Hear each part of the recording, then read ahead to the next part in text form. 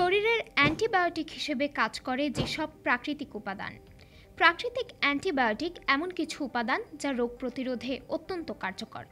আজকের ভিডিওতে আমরা জানব এমন কিছু প্রাকৃতিক উপাদানের কথা যেগুলো শরীরের জন্য অ্যান্টিবায়োটিকের মতো কাজ করে এবং প্রাকৃতিকভাবেই রোগ প্রতিরোধ ক্ষমতা বৃদ্ধি করে।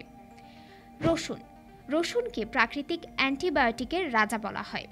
এতে থাকা অ্যালিসিন নামক একটি উপাদান ব্যাকটেরিয়া এবং ভাইরাস ধ্বংস করতে সাহায্য করে। এটি শরীরের ইমিউন সিস্টেমকে শক্তিশালী করে এবং ইনফেকশন প্রতিরোধে সহায়তা করে।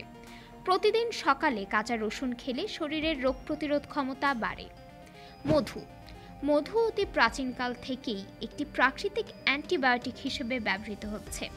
একটি ব্যাকটেরিয়া ধ্বংস করতে এবং ক্ষত নিরাময়ে সাহায্য করে। মধুতে থাকা প্রাকৃতিক উপাদানগুলো শরীরে ব্যাকটেরিয়া বাড়তে দেয় না এবং এটি গলা ব্যথা বা ঠান্ডার সমস্যায়ও কার্যকর।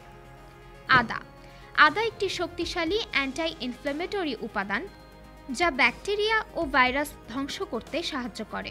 এটি ঠান্ডা, সর্দি, কাশি বা গলা ব্যথা উপশমে অত্যন্ত কার্যকর। আদার রস বা আদা চা খাওয়ার মাধ্যমে শরীরকে ব্যাকটেরিয়া মুক্ত রাখা যায়।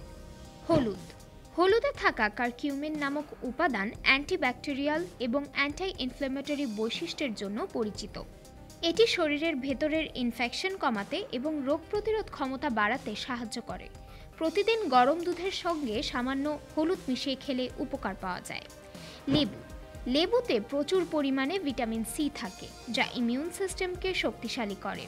এটি শরীর থেকে টক্সিন বের করে দেয় এবং ব্যাকটেরিয়া ধ্বংস করতে সাহায্য করে। প্রতিদিন সকালে এক গ্লাস কুসুম গরম পানিতে লেবুর রস মিশিয়ে খাওয়া যেতে পারে। অ্যাপেল সাইডার ভিনেগার শরীরের পিএইচ লেভেল ব্যালেন্স করতে সাহায্য করে এবং ব্যাকটেরিয়ার বৃদ্ধিকে বাধা দেয়। এটি প্রাকৃতিক অ্যান্টিবায়োটিক হিসেবে কাজ করে এবং গলা ব্যথা বা ঠান্ডার ক্ষেত্রে বেশ কার্যকর। লবঙ্গ অ্যান্টিমাইক্রোবিয়াল গুণসম্পন্ন, যা শরীরে ব্যাকটেরিয়া ধ্বংস করতে সাহায্য করে। এটি দাঁতের ব্যথা, গলা ব্যথা এবং ইনফেকশন দূর করতে ব্যবহৃত হয়। লবঙ্গের তেল বা লবঙ্গ চা খাওয়া যেতে পারে। প্রাকৃতিক অ্যান্টিবায়োটিকগুলো শুধু আপনার শরীরকে সুস্থ রাখে না, বরং দীর্ঘমেয়াদে আপনার ইমিউন সিস্টেমকে শক্তিশালী করে। আপনার ডায়েটে এই উপাদানগুলো যুক্ত করুন এবং সুস্থ থাকুন। আজকের ভিডিওটি যদি আপনাদের ভালো লাগে তাহলে লাইক দিন, শেয়ার করুন এবং চ্যানেল জানবো ও শিখবো এর সঙ্গেই থাকুন।